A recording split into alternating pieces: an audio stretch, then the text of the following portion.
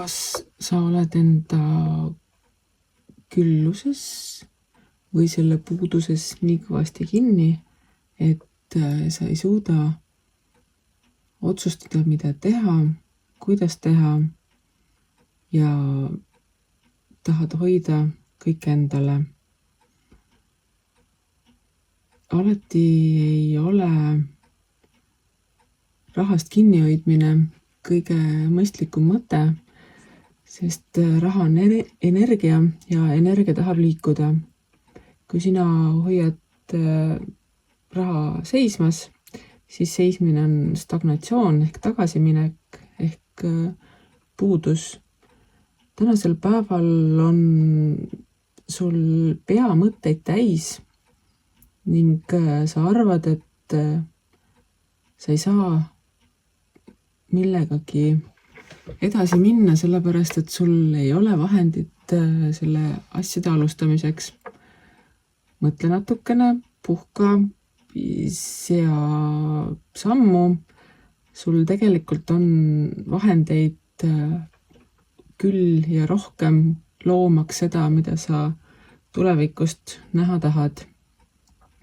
Alati ei pea koonerdama selleks, et kokku hoida ning alati ei pea hoidma kinni selleks, et oleks või selleks, et omada.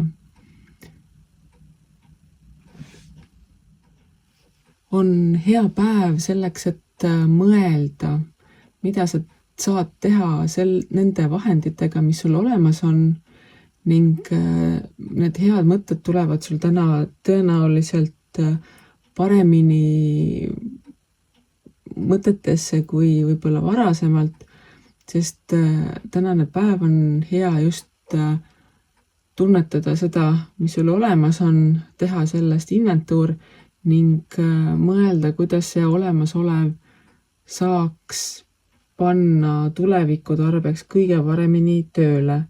Ja nagu ma ennist ütlesin, siis seismine või hoidmine ei ole selleks kõige mõistlikum versioon.